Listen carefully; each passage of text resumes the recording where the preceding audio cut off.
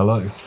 Um, Today I'm going to be talking about a topic that demands a slightly more rambly video, so I know that's not everyone's favourite kind of video, so feel free to, I won't be offended if you click off this one, if that's the case. But it's about sound change and why sound change happens. So if you've watched any of my videos on the progression of accents through history, you'll know that that the pronunciation systems of languages will change fairly quickly over the course of decades and centuries. And this is probably clear from your own life. You may or may not have thought about it before, but the chances are that your system of pronunciation is slightly different from your grandparents, even if they're from the same area as you. And sometimes we naturally just put this down to kind of old person characteristics of speech, and people's voices do of course change as they get older, but really a lot of it is down to the fact that they're moving their articulatory muscles in their vocal tract in different ways to you. They have effectively a slightly different accent to you, maybe even a very different accent to you. And so sometimes the dynamics of this kind of sound change are related to the things that I think we often assume they're related to, like influence from other languages or influence from other accents. But of course, in order for there to be this variation to begin with, there has to be a certain amount of natural internal change that would happen even if the language was spoken in isolation with no external influence. And indeed, a lot of sound change does seem to be, or at least is explainable as, just natural internal change and isn't obviously related to external influence at all. So how does sound change happen? Well, on the level of the individual sound change, I'll give you a kind of hypothetical. Imagine there's a language, so in different languages there are different sets of sounds that people use and piece together to make words. So obviously if you're an English speaker and you're trying to learn French, you're going to have to learn to pronounce certain sounds that don't really occur in English, or at least in most English dialects, like nasal vowels, for example, the kind of on, that kind of vowel where some of the air escapes through your nose. So yeah, different languages use different sets of sounds, and we piece those sounds together to make words, and that's how we talk to each other. But there are a couple of layers to the sound thing. So there's the surface level of how they're actually pronounced, what you do with your tongue and your lips, what the acoustics look like on a spectrogram. And then there's an underlying categorical level, which is how do speakers think of these sounds.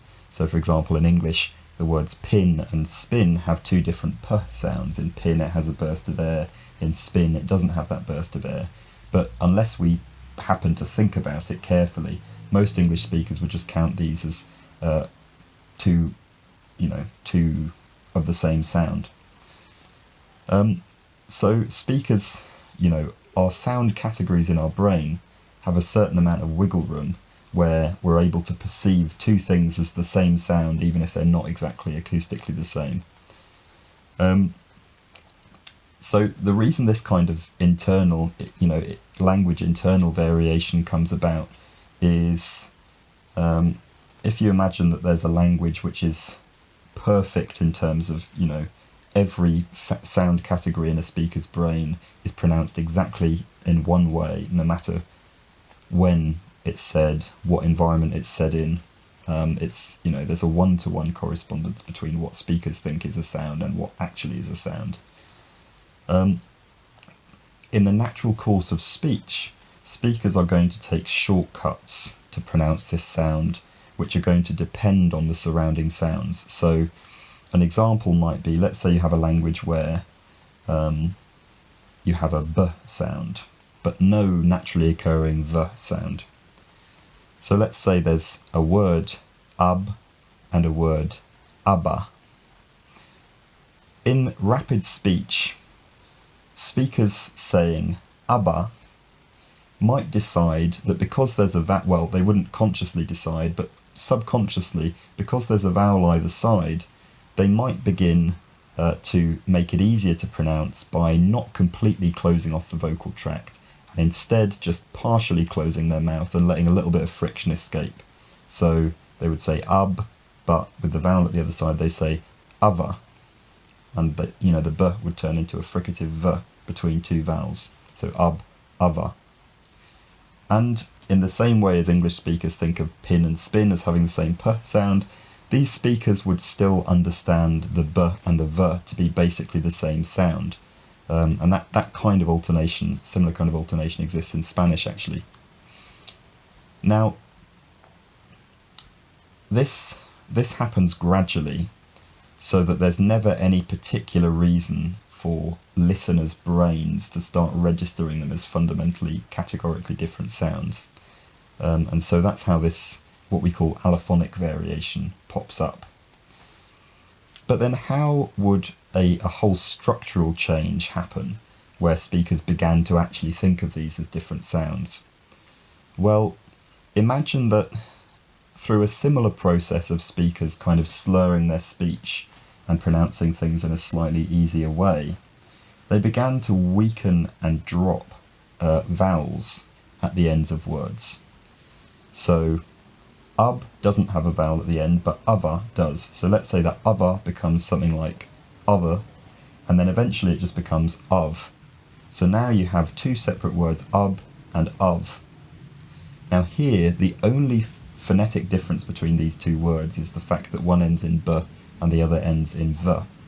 So in order to distinguish between these two words, the speaker's brain can no longer rely on the word final vowel because it's not there anymore. So the only way it can distinguish between these words is by having a categorical distinction between b and v, and fully recognising that they're two separate sounds. And this is a process called phonemicization. This is where speakers begin to think of sounds as being separate from each other, rather than just lumping them in the same category. So that's an explanation of how a couple of common, types of sound change happen.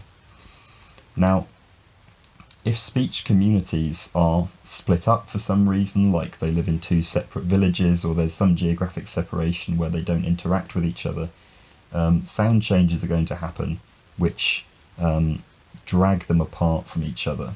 And that's how two different locations may end up having two different accents. Because these sound changes aren't completely predictable and deterministic. It's not like a b is always going to change to a v between vowels, no matter what language it's in. There are various ways that b could go. It could become p, it could undergo what's called fortition. There are different sound changes that could happen, and so in different speech communities, different sound changes will happen, and that's what leads to accents. So yeah, of course these build up over time, and eventually, if there's enough separation between two speech communities for enough time, they will end up speaking in two completely different languages. There may be influence from foreign languages, but really that's not necessary for two dialects to become different languages. Okay, that's that's the sort of technical side of it, or the phonetic side of it.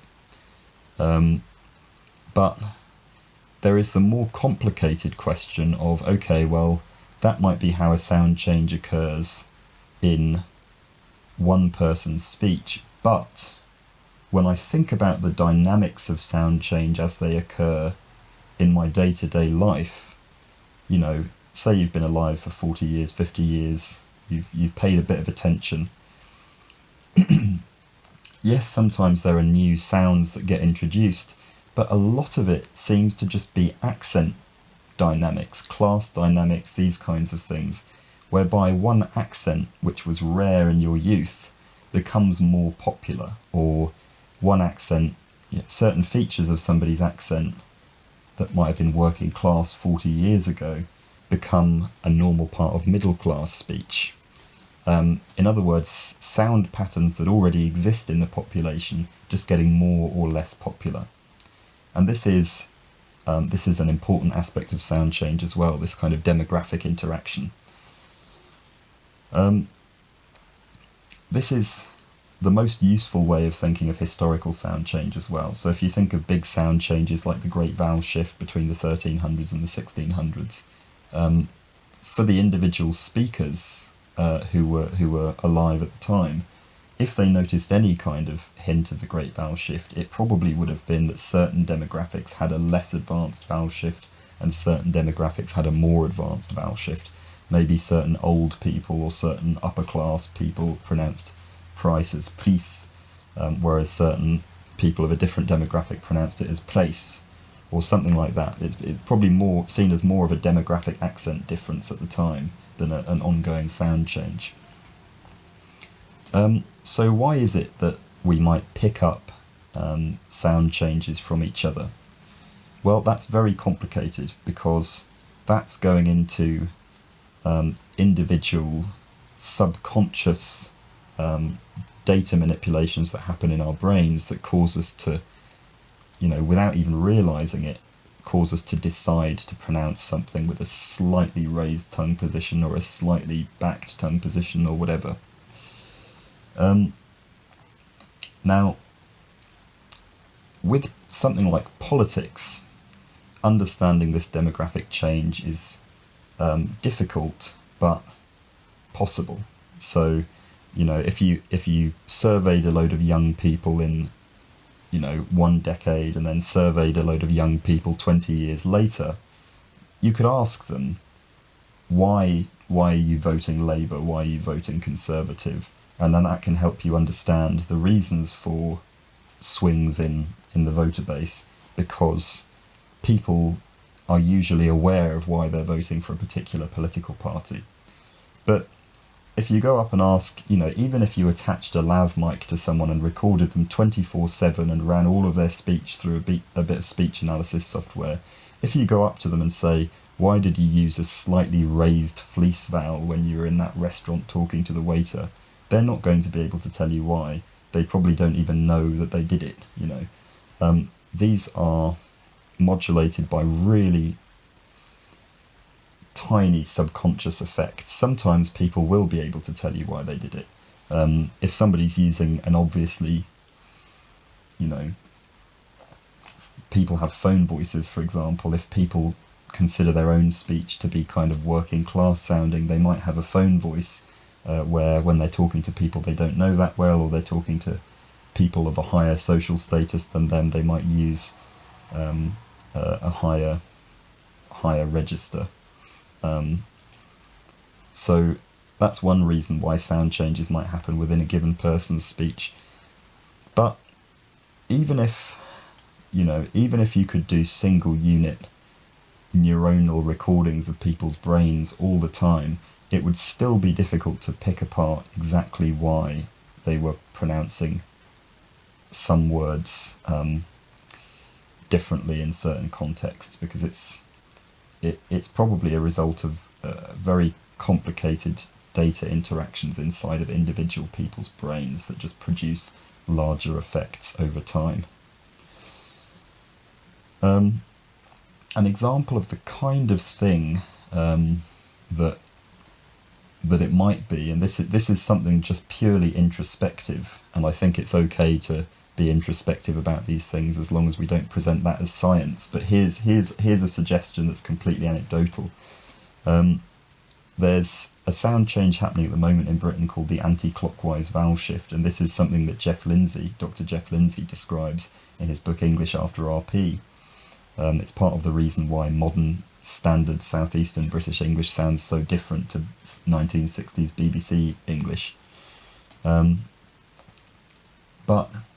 this includes things like the trapped vowel has lowered and maybe slightly backed in the speech of some people. So what used to be a cat has become something like a cat. The goose vowel has become very fronted. What used to be goose has become more like goose for some speakers. And this whole array of sound changes. And for somebody, in a generation that's being affected by this sound change, I noticed that, I feel more,